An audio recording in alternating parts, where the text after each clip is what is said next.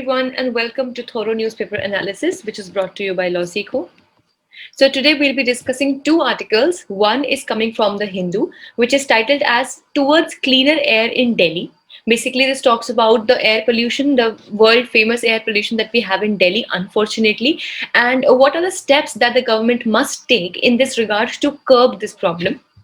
And the second article is from the Indian Express, titled as The Economics of Auction. Now, since we know we have two Nobel laureates who have been awarded the Nobel Prize for Economics, and actually the theory of auction for which they have been awarded the Nobel Prize for Economics has been discussed in this article. And thirdly, News and Flash, wherein we'll be discussing the small and crisp news points, which are more important for a prelims exam. Let's have a look at the LawSeco courses that we have for you. So if you're also preparing for Judicial Services exam, you can definitely have a look at the lot of the courses that we have for you. The link is there in the description box, and from the landing page itself, you can download free study material for your own preparation. Then we are also excelling into various other courses like that for CLAT, All India Bar exam. We are also very soon coming up with UPSC Law Optional exam course. So we hope you would have a look at that too. Let's have a look at the multiple choice question that we have for the day. Nobel Prize for Economics 2020 has been awarded to first, Abhijit Banerjee, second, Paul R. Milgrom, third, Robert B. Wilson, or fourth, both B and C. So if you know the right answer, do put it down in the comment section below. So this is the descriptive question for the day. Of all kinds of pollutions, air pollution has become the most dangerous.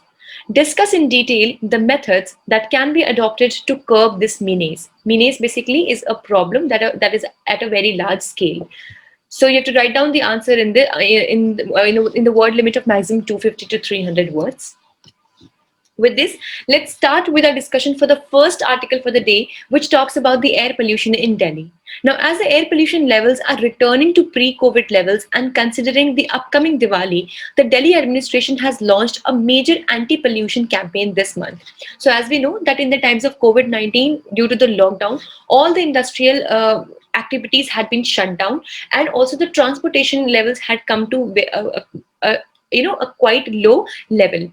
Due to this, the air quality had substantially increased in various cities of the world. Specifically, if we talk about the cities in Delhi as well, that were earlier one of the most polluted cities of the world, had still seen improvement in the air quality. But now, since we know that the lockdown has been, it is being unlocked every now and then. So every day we are moving towards increasing the economic activities that we earlier used to do. So this has actually given the staunch alarm that the air pollution would again rise to the similar levels as it was before COVID-19. So as we know that Delhi's toxic air contains high doses of sulfur dioxide as well as nitrogen oxide. Now, as we know that when we talk about the air pollution, there are a number of pollutants in air, right? So there are some kinds of gases, some kinds of pollutants that are solely and that are majorly responsible for causing the air pollution or for harming the quality of air. Amongst them, we have sulfur dioxide and nitrogen oxide, and also we have PM 2.5 and PM 10, which are considered to be the most dangerous of all the particulate matter that we have. So PM stands for particulate matter. So that actually it is a number. 2.5 and 10 is a number that has been assigned to two kinds of particulate matters that actually makes the air most dangerous to be inhaled by humans or even the environment in totality. Now let's see that what is the campaign that has been launched by the Delhi administration to deal with this problem of air pollution that is about to come, keeping in mind Diwali as well. So firstly, it is focused on cutting the deadly smoke from thermal plants and brick kilns in NCT, that is the National Capital Territory. Secondly, chemical treatment of stubble burning from nearby states. Now, these basically form the biggest reasons why air pollution is such a big problem in the National Capital Region. As we know that the thermal plants that are there in Delhi and around the area of Delhi, and as well as number of brick kilns. So by brick kilns, we simply mean the bhatta. as we know that there are, you must have seen these long towers from which smoke, continuously smoke is emitted out. These actually are responsible for making the bricks that we know, we see. So eat ke bhatte, those are known as the brick kilns, and they are like a number of brick kilns and thermal plants are there in Delhi as well as the area enclosing Delhi. And next, stubble burning, as it is one of the most serious issues, and due to the location of Delhi, because Delhi actually falls in the center of Haryana, Punjab, as well as UP.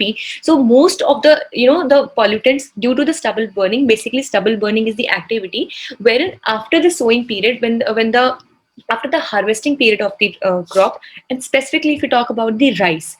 So since we know that nowadays we use the combine or the combine, the combine big huge machine to harvest the crop, that actually leaves a lot of residue behind in the field, and the farmer or the person who is cultivating, who had actually harvested that particular crop, in order to get rid of that extra residue, actually burns the entire leftover material in the the field itself. Now this huge burning, and this is not a burning that one or two farmers, they do it just like at a small or in a small piece of land. This problem is a very very big problem when it comes to the entire area of Punjab, Haryana and Uttar Pradesh as well. And now these pollutants get accumulated in the air that is specifically available in Delhi. So these are the two main problems that cause the air pollution in Delhi.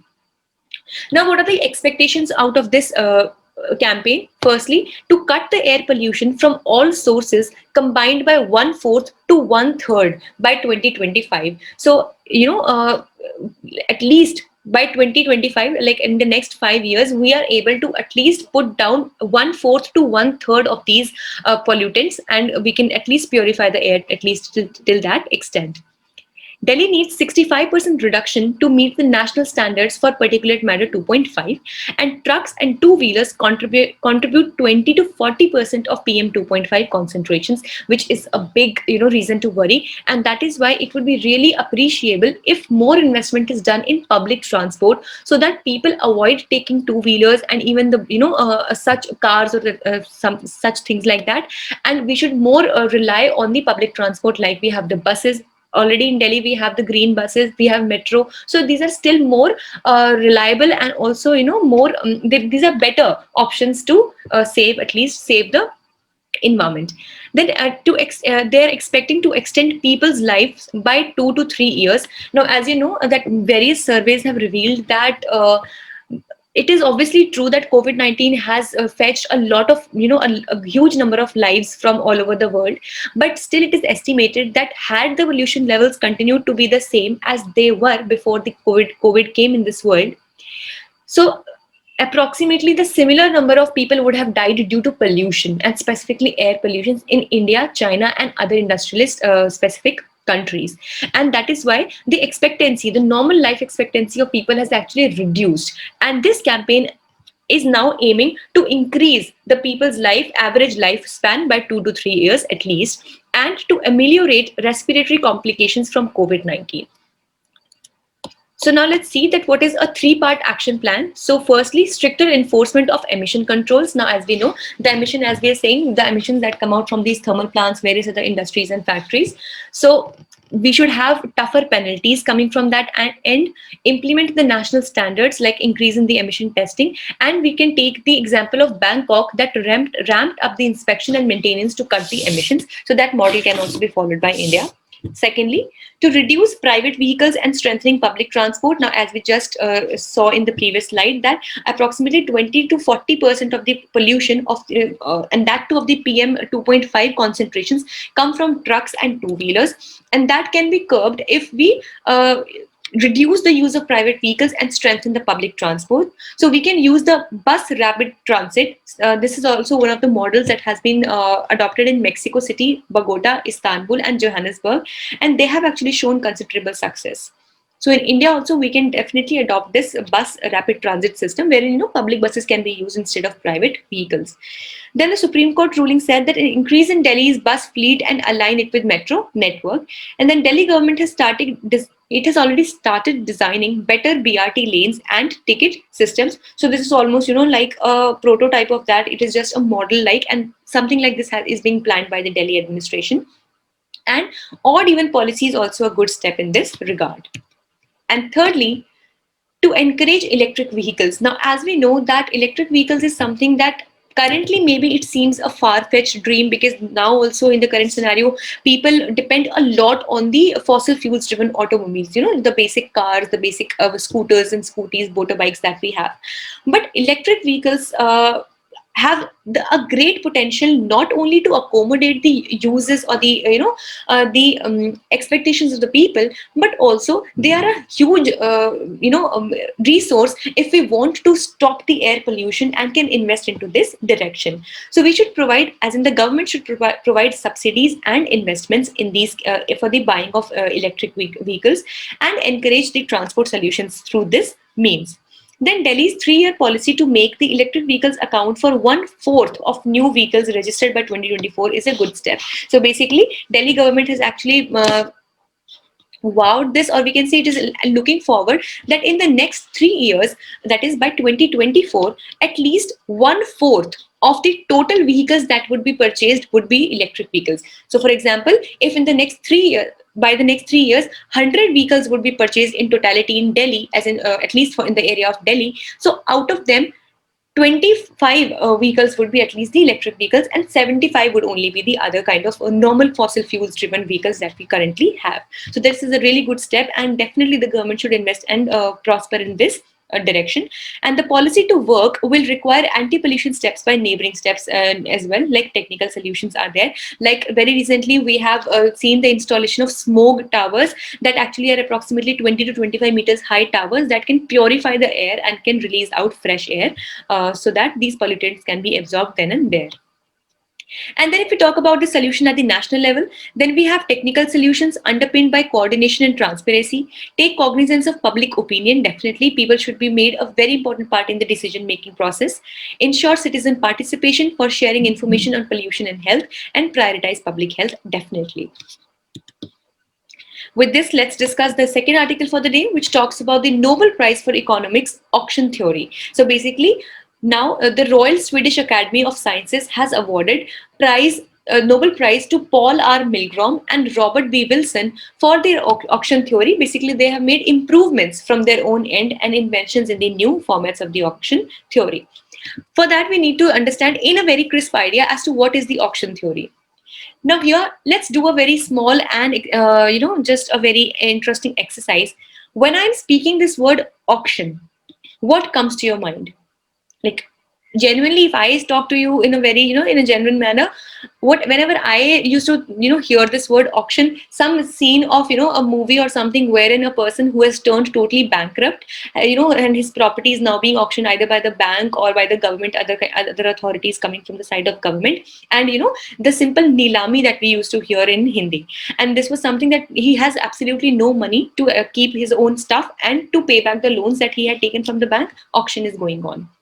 But this is, even the article says in this regard that this is probably the most primitive kind of auction that ever existed. And in the current scenario, auctions are one of the best ways to sell those things which are not easily, that can be easily sold. So here they have actually put up their great, their own ideas to this entire auction theory, and have given new inventions in this regard. So the auction theory basically studies how auctions are designed, what rules govern them, and how the bidders are basically the people who actually bid in an auction. Like, you must have seen that there is some painting is there up there for auction. Somebody quotes 10,000 rupees for it, then another bidder quotes 15,000, then another bidder quotes 20,000. So those people who are actually bidding an amount to buy that particular product are the bidders. So they behave and what outcomes are achieved. So that this is the entire gist of the auction theory, that what actually is the the reason why auctions are actually conducted. Now here, no one auction design fits all types of commodities or seller, because obviously there are different kinds of commodities, they have different kinds of utilities, and obviously they have different kinds of people and bidders who would come to bid for that particular good or service. Now in such a scenario, there cannot be no watertight or hard and fast rule that this is a particular kind of auction. So in a way, auctions are different, keeping in mind different scenarios. Then purpose of an auction differs with commodity as well as the entity conducting it. For example, there can be two options for government while selling spectrum. Now, here a very good example has been given. Now, have you ever heard that there can be an auction for selling the spectrum, that is the bandwidth that is available? Yes, obviously we do not hear in the common day language, but it is true, and that is how the auction theory comes to the rescue. Now, here a very good example has been given that, for example, the government is willing to sell a spectrum, that is, a complete bandwidth area. So it is willing to sell that spectrum. Now, there are two options that are available with the government. Firstly, either it can maximize its revenue. How would it would do that? It would sell the spectrum to some private company, and in exchange of selling of this spectrum to that private company, the government would get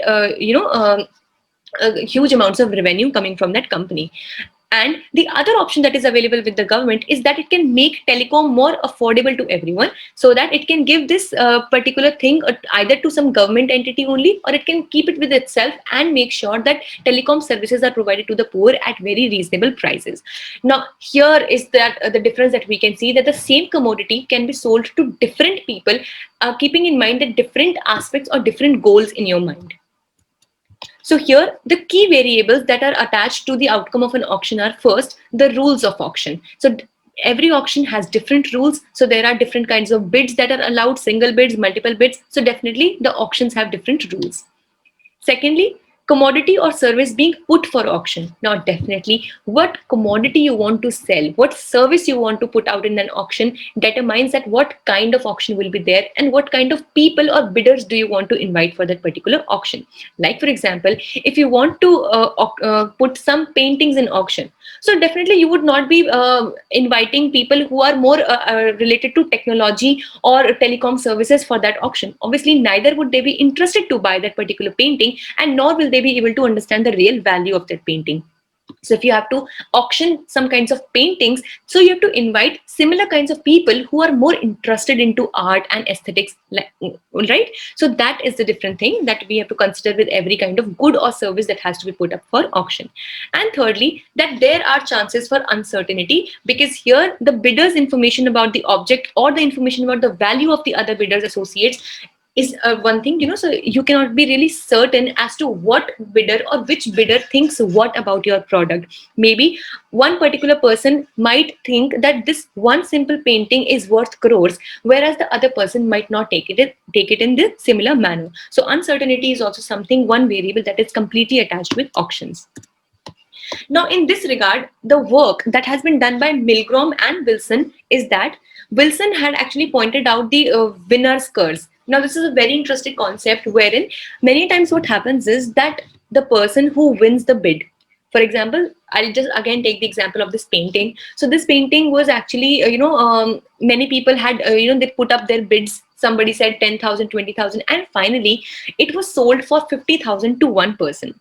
Okay, so now this person is definitely the winner of the auction. But later on, he realizes that the very painting that he bought for 50,000 rupees, the real value of this painting is not even 5,000 rupees. So this is actually considered to be the winner's curse, wherein if you see superficially, that person is a winner to have won the auction. But in reality, he has actually paid multiple times more as compared to the real value of that commodity. So this is the aspect which was given by Wilson about the winner's curse. And Milgrom had actually contributed. He said that there is a general theory of auctions that allows both common and private values to vary from a bidder to bidder, and demonstrated that a bidding format will give seller higher revenues. So basically, he said that what kind of format that you are putting up for bidding will make sure or will actually determine as to what value can you bring out of that auction. So these were the very interesting concepts that were discussed by Milgrom and Wilson, and for that only they have been awarded the, this auction, the economy Nobel Prize for Economics.